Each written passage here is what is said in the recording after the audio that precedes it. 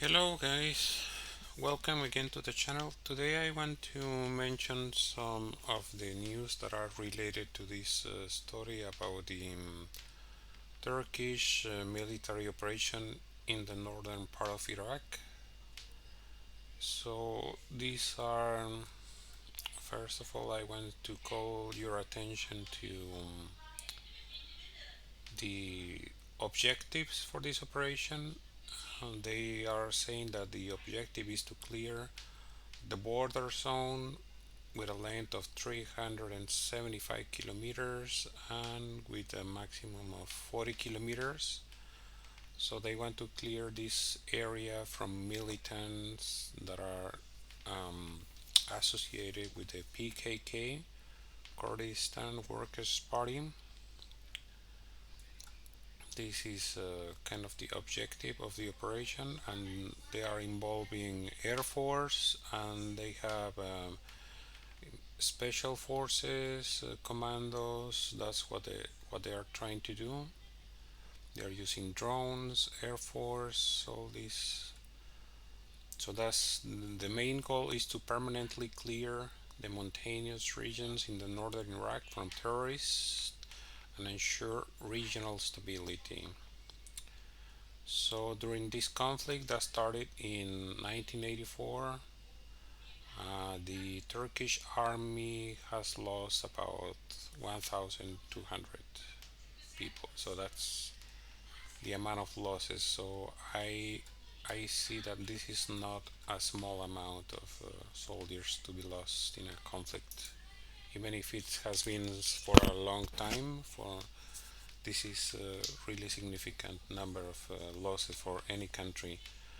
And now is this statement from Iraq that is condemning the Turkish invasion. They say there is no country is no place for foreign parties to settle scores.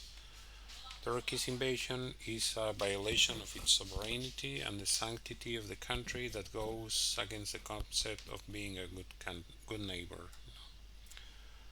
Baghdad said it denounced the Turkish military operation waged on its territory.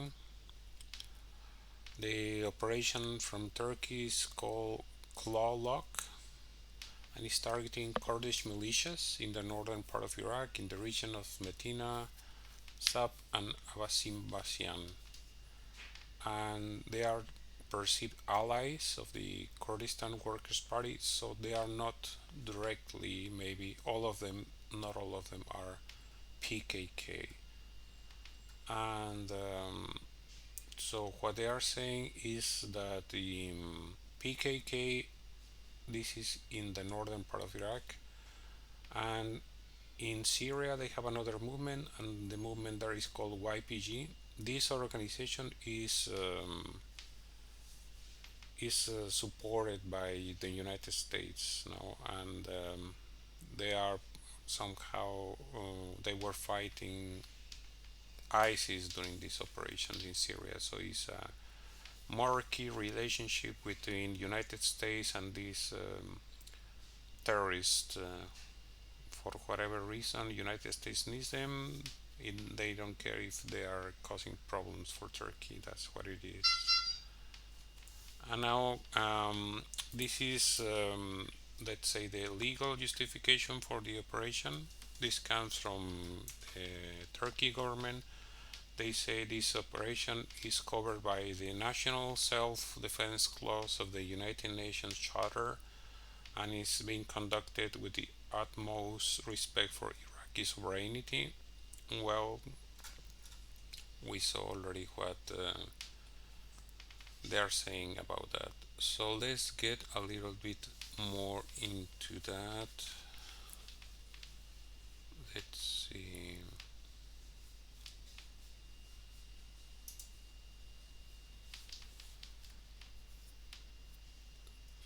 Take a look at this.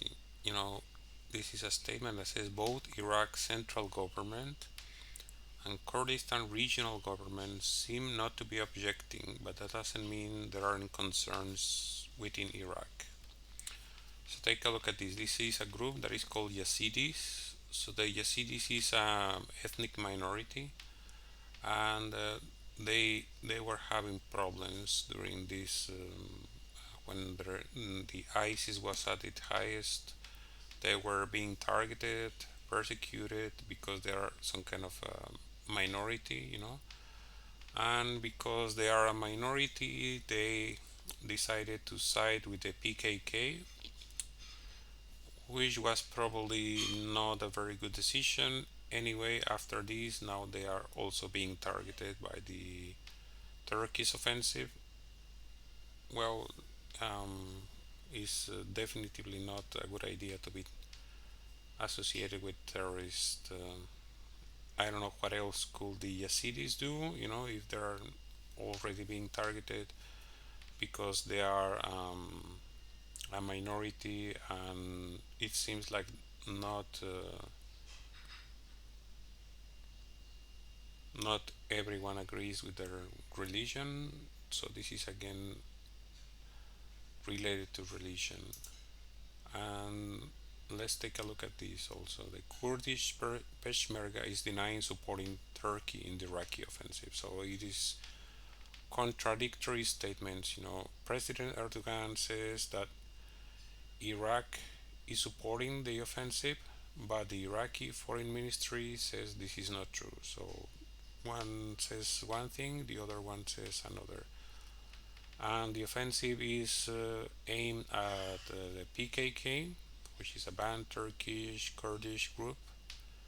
And then comes this Kurdish MP Balambo Muhammad Ali reported that the Kurdish Peshmerga paramilitary fighters have been sent to support the Turkish troops against the PKK, and this was done at the behest of the Kurdish Democratic Party (KDP). But then later came a statement says the Peshmerga quickly denied that this was the case, saying that the one Iraqi Kurdish territory to be respected. And then Iraqi central government official dismissed the offensive as unilateral Turkish aggression. The Iraqi Kurdish regional government has not historically had the best of relations with the PKK, so it is very unusual to see them lined up against fellow Kurds. So this, as you can see, is quite confusing for everyone. One side says one thing, then there's another party that says it's not true, then another one says yes, it's true. So I think it's very, very confusing at this point. Turkey claims they have killed already 30 militants. They have claimed Iraqi government permission for this offensive, but the Iraqi foreign ministry denies it. So, as I was telling you before, this is kind of not a very clear cut. And let's take a look at this video. That is the operation that we were mentioning before. Yeah, the operation is called claw lock. This is in English, but in Turkish is called penşekilit. So this is probably what means claw lock. And this is a video of the operation.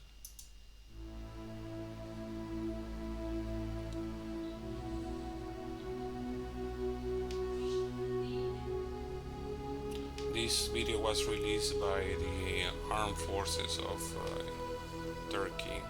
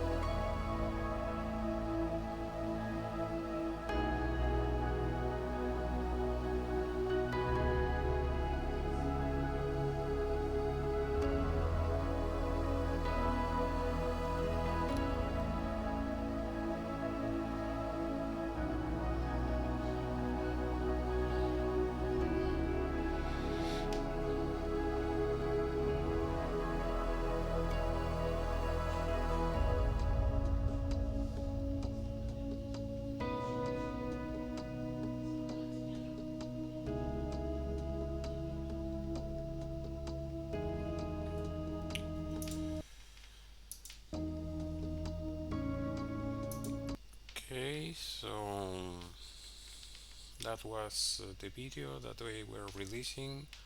And then there is some other recent activities related to this.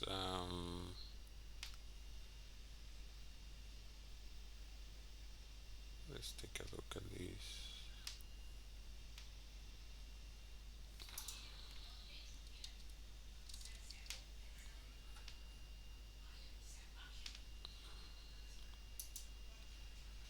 Turkey is prohibiting refugees from visiting Syria during the Eid al-Fitr.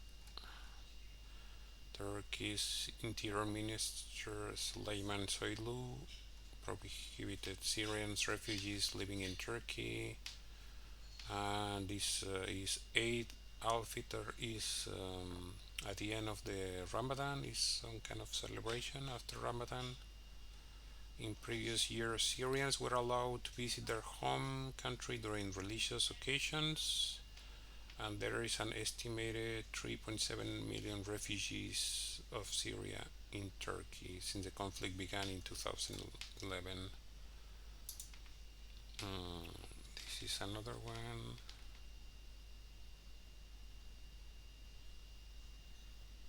I yes. So this one also there is bus that had some kind of attack.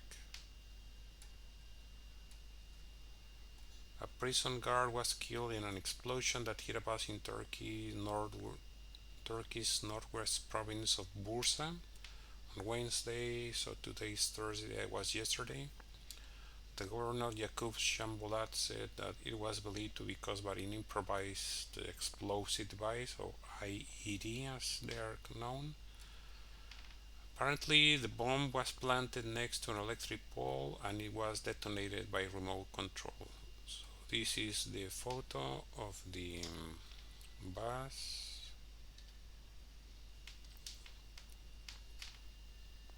That's how it was after the explosion.